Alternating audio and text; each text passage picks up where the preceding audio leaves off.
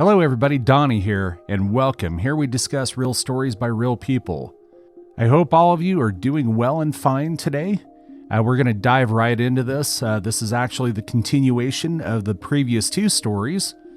Updated, daughter banned me from grandson's grand birthday party. I changed the locks of the house and there's no party now. Original post, I don't know how to start. I've read hundreds of posts here, but now when I sit down to write mine, I'm not sure which information I should add and which I should skip. I'm a 66-year-old single man. I lost my wife 3 years ago, and since then, I've been heartbroken. Next Sunday is my grandson's birthday, and my daughter-in-law hasn't invited me to the party. I didn't even know there was a party organized until my friend, who is their neighbor, told me. We go for morning walks together, and on our way, he mentioned the party. It was shocking because I'm very close to my grandson, and he loves me too. He's turning 1 next Sunday. When my friend told me about the party, I thought it was a small cake cutting event with just the kids of neighbors. But my friend told me that the party was going to be grand. Not only the kids, but the adults were also invited. The invitation says the kids' name +1. The invitation includes a dinner as well. This was unbelievable because my son isn't that well off to spend so much money on his son's birthday party. I snapped at my friend, thinking he was exaggerating, but he sent me a picture of the invitation card, and he was right. The party seemed big. It left me wondering why I wasn't invited. I felt anxious. To pacify myself, I said maybe they had forgotten to invite me, or maybe the invitation is on the way. There's still 12 days left for the party, so my anxiety got worse and I went to meet my grandson. When I went there, I saw my daughter-in-law immersed in her phone while my grandson was playing by himself on the lawn. I picked him up and played with him while my daughter-in-law stared at me from the window. My daughter-in-law has always been resentful of me. She has never liked me or my wife. I quite don't get the reason behind her dislike, but maybe she thinks we were inferior to her. Actually, she is from a well-off family, but we are not rich. We're not poor, but we don't have as much money as her dad. Besides money, it's a matter of social status as well. Her father's a lawyer, and I'm just a mechanic and run a garage. If she's proud of her dad's money, then it's a hollow pride because her father resents her and doesn't give her a penny, even when she needs it at the most. Last year, during COVID, when my son lost his job, their finances were affected very badly. She's a homemaker, and they had just had one source of income. Losing that job was a mighty blow to them. They started living on their savings, but eventually that was also dried off. My garage business was also dwindling in the COVID lockdown, yet I helped them in whichever way that I could. But my finances were also running tight. Their situation got so bad that they were not able to pay their house rent and got an eviction notice from the owner. I was living alone, so I offered them to move into my house while I moved to my garage. I have a 2-bedroom house with the kids' room, and I could have stayed in my house with them, but I knew that my daughter-in-law would be uncomfortable around me. That's the background of my situation. When I went to meet my grandson this morning, I thought my daughter-in-law would tell me about their birthday plan, but to my disappointment, she didn't say a word. Until now, I was hoping that she had forgotten to invite me, but now it seems evident that she doesn't want me there. It breaks my heart to think what I did to her to get this resentment. I've always tried to make their life comfortable, help them out, and this is what I get in return. I totally understand that. That's got to be a hurtful situation to be in. Now for the updates. Update 1. Thanks for all the kind words. You guys are right. We in-laws, especially in our 60s, are treated as third-class citizens by our daughter-in-laws. It does feel very lonely in this world. 60 is indeed a hard time. It's like too old to live and still too young to die. I tell you, my friend, if you have a partner in your 50s and 60s, treasure them because you're going to miss them like hell. I never felt the need for a friend until I had my wife. But after her demise, my life is just so empty. Yesterday, my son called me and said that they would be dropping the grandson off with me. They're going out for shopping. Yes, I babysit for them because hiring a nanny involves money, and here this old man gives them free service. They know how to exploit me emotionally, financially, and through all means. When they came back to pick him up, I asked my son, "Done with the party shopping?" My son's face turned pale. His car's back seat was filled with stuff, and some of the decorative items were popping out from the back window. He just missed it and said, "Oh no, there's no party. We brought some toys for the baby, that's it." He's not good at lying. I looked at him with a straight face and said, "I saw the invitation card that was given to the neighbors." Before my son could say anything, my daughter-in-law yelled, "So what? Are you pissed because you needed an invitation to a kid's birthday party? Are you a toddler?" The way she defended it made me mad. I was furious, yet I reported calmly, "Watch your tone, lady." My son said that he would visit me the next day to sort out the matter. I kept waiting, but he didn't show up. How naive of me to think that he would come to me to apologize about his wife's behavior and request me to join the party. I know what you guys are thinking. Delusional old junkie. Yeah, that's me. I was wondering how they were able to manage the expenses of such a big party. Then I realized that they were hosting a party with my money. Last month, my son borrowed money from me to pay the mortgage on his car. He said he had defaulted for 2 months and now the bank was behind him for the payment. He promised to return it this month. Whenever he borrows money from me, I know that he's not going to return it, yet I lend it to him. I know I'm soft on him, but look at my situation. I just have one son to call a family. I have only a handful of years left. What am I going to do with my money? It is ultimately going to him, and so why not give it to him when he needs it? Until now, I never asked him to return the money. I lent him, but today I called him and asked for the money that I lent him last month. I said, "You promised to return it this month, didn't you? So where is it?" He didn't ever expect that his dad would ask him to return the money. I said, "I want the money by this week, as you made the promise." He said, "What?" I affirmed, "Yeah, you heard it right. I want my money back this week." He came to visit me in the evening. I confronted him about his wife's resentment towards me. He said he was aware of it, but couldn't help much. I said, "Of course you can't force your wife to love me, but you can surely stop lying to me for money. I know you lied about the car mortgage thing to borrow the money for this birthday party. I also know that this party is not for the kids only. Their parents are also invited, and that too for dinner. Really? You have so much money to feed your neighbors and friends, but not me? Whose money are you putting up for the event?" After my rant, he said, "Are you mad because we didn't invite you? If yes, then it's not me. Sandra, the daughter-in-law, has prepared the guest list." I yelled, "And you have no say in that? Is Sandra's decision some kind of law that cannot be challenged or changed? Are you telling me that you're okay that your wife doesn't invite your father to your kid's first birthday party? And that too without any reason?" He stood silent with a sullen face.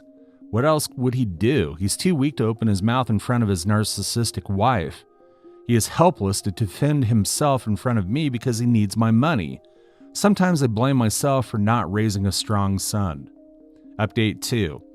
I was keen on not taking any revenge, but guess what? Sandra, my daughter-in-law, crossed all limits of toxicity and gaslighting. On the afternoon of the birthday, I was sitting at the corner of my garage drinking and sulking when I get a call from my son. I was so stupid to think that maybe his guilty conscience had kicked in and he was calling to invite me to the party. Don't curse me if I say I even bought the gifts for my grandson. I thought if they invited me last minute, I would have to rush. I know I surpassed all levels of desperation. I thought even if they didn't invite me, I owe a gift to my grandson and I would give it to him the next day. To shatter my daydreaming, the call was to babysit my grandson. He had to rush to the office for some immediate work. He said Sandra had gone to pick up her parents from the airport. Hearing this, I lost my mind. I mean, her parents are flying from 2 states away, but I'm not invited, even though I live just a block away. Before I could say anything, he said he was already in his car leaving the baby alone in the crib, so I should hurry up. Without any second thought, I rushed to care for my grandson. While I was playing with him, the phone rang. I ignored it a few times, but it kept buzzing. I thought it must be some emergency call, so I answered it. It was Sandra. She was calling to give my son some instructions about the decorations. She had been calling him on his phone, but he wasn't answering. She flipped out on hearing my voice. I said, "I'm not trespassing at your house. Your husband had to rush to the office urgently, so he requested me to babysit your son."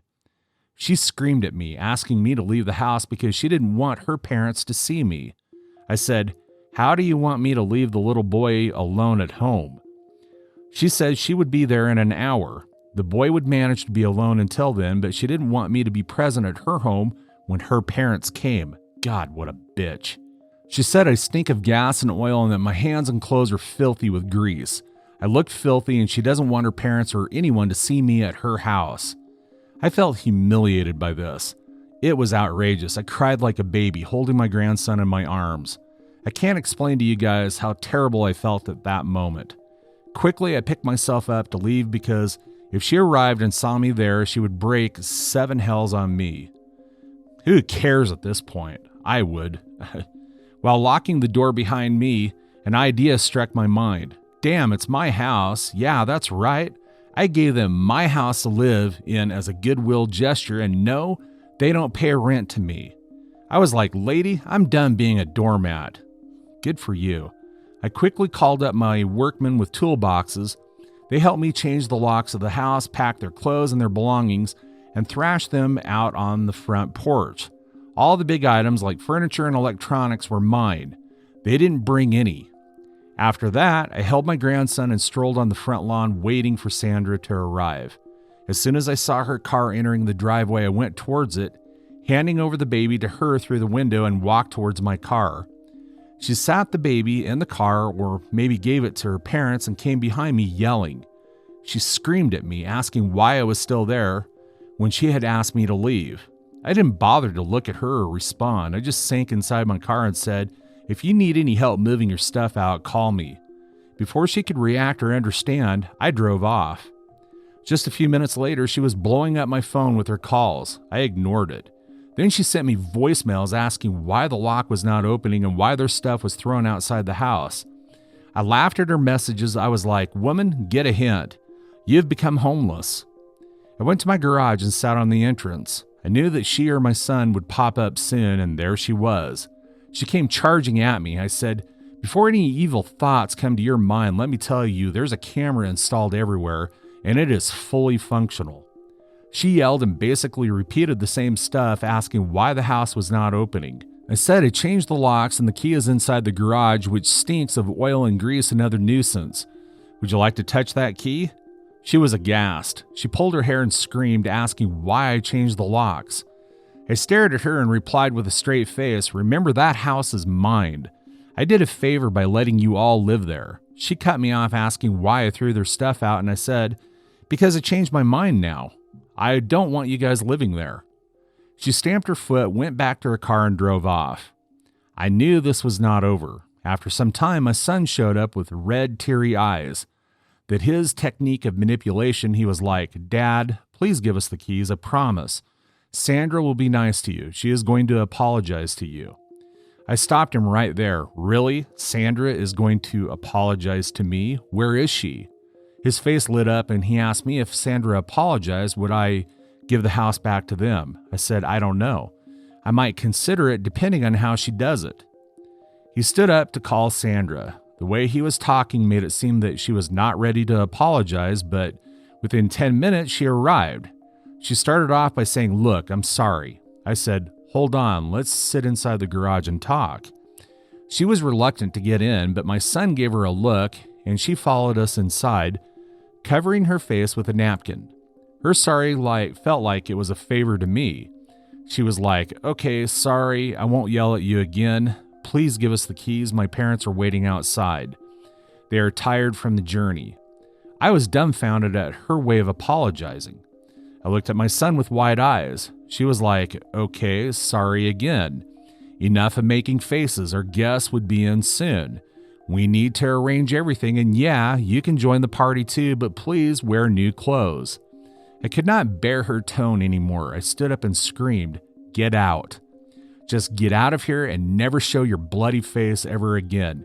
You're not getting the house ever again, not even when I die." Instead of being sorry for her behavior, she started yelling at my son. "See, I told you he's not going to listen. We should call the cops on him." Oh my gosh, what a piece of work. He shrugged her hands off and yelled back, "That's his house. We cannot call the cops on him. Cops are going to bash us for mistreating him." They left the garage yelling at each other. My friend who lived next door said that Sandra and my son came back and told her parents what had happened. Maybe she was lying to manipulate the truth when my son intervened and explained the whole truth. Her parents were heard yelling at her. Then they handed the baby over to her and left. Few of the children also arrived at the birthday party. My son asked them to come back after an hour. They quickly loaded their trunk with as much stuff as they could and drove off.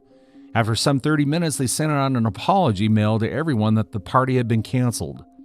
Some of their big suitcases are still lying on the porch. The friends and neighbors were not stupid to not guess what had happened. The party got canceled at the last minute, and stuff lying outside adds up to most of the things that they were being kicked out of the house. That was all that happened until now. I feel no remorse for doing this. They had pushed all my buttons, and I could just not stand there and take it. Update 3. My loser son showed up at my door again.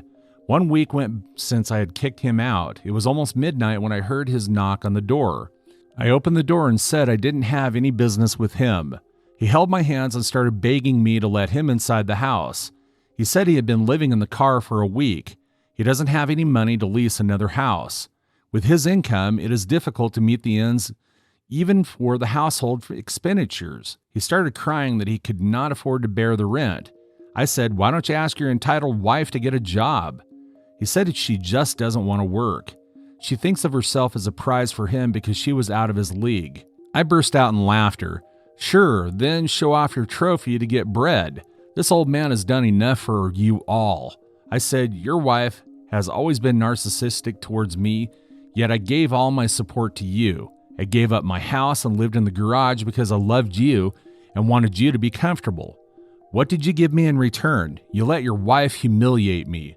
Don't you have a spine to take a stand? Yeah, you have a golden wife. You surely cannot upset her. Then live off with that gold and don't come to me for help."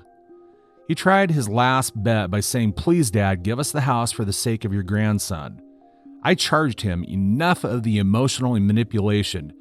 Don't dare to blackmail me any further. Until now, you extorted my money and my house saying, 'Dad, please don't do this for the sake of your son.' Now, when that card is not working, you're using your son to get away with your demands. Just get out of here. You're not getting anything."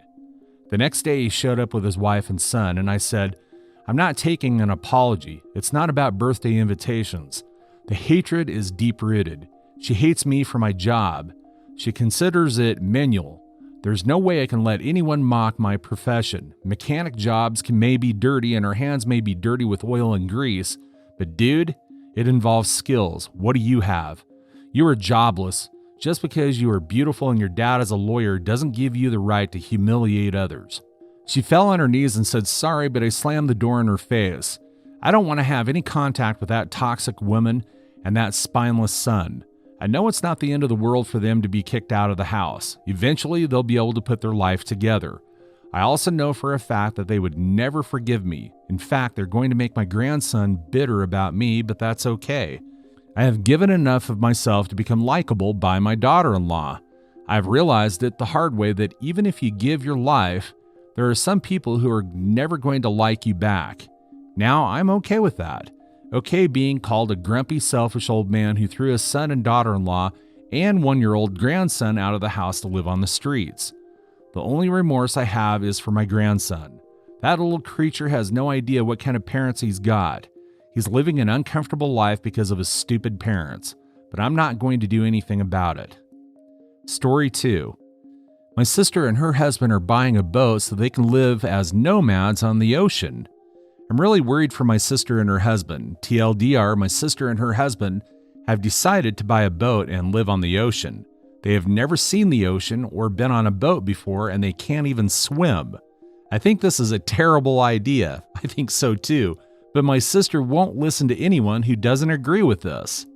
For some background information so my post makes sense, my family is from Saskatchewan in Canada. There is a river that's sort of near where we live. And there is a lake a few hours away from here that my parents took my sister and I to a couple of times when we were younger. But we live in a landlocked province in the middle of the prairies. It's the exact same situation for my sister's husband. My sister is married. They had planned on buying a house after the wedding because their lease would be expiring, and my sister told me that they are tired of renting. But that's all changed. They have announced they are going to buy a boat and live as nomads. Their word, not mine. It was my sister who had the idea, and her husband got on board right away. I don't know where this came from. Neither of them have ever talked about owning a boat.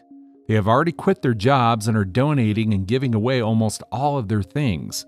My sister had told me they had just over $70,000 saved for their down payment. Now, instead of buying a house, they are going to use it to buy a sailboat and sail all over the world. They say they will do odd and remote jobs if they need money, but otherwise they are heading for the freedom of the ocean. Again, they use that word, not me. Sounds like they watched Captain Ron or something. When they announced their plan, I was shocked. I thought that they were kidding. I think this is a terrible idea. Their only experience with water is having been to a lake a couple of times when they were kids, and a lake here in Saskatchewan is not the same as the ocean. Neither of them have ever been outside of Saskatchewan before. Not shaming them because I haven't either. Neither of them have ever been on a boat before.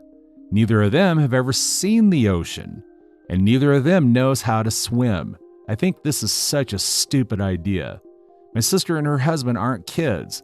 They are both adults older than 35. Apparently, my sister's husband has a sister who made them see a doctor because of how out of character this is. But all the tests come back clean. His sister is as against this as I am. Another thing that shocked me is that what my sister told me about having kids. Before the wedding, she said that they wanted to have kids as soon as possible given their age. I thought this would change their plan to buy a boat, but my sister says they still want to have kids, and she doesn't see why she can't be pregnant or why they can't raise kids on a boat. My sister wasn't happy when I asked her what she was thinking or when I told her it was a stupid idea. I realized that she and her husband can do whatever they want with their lives, but I'm honestly scared for them.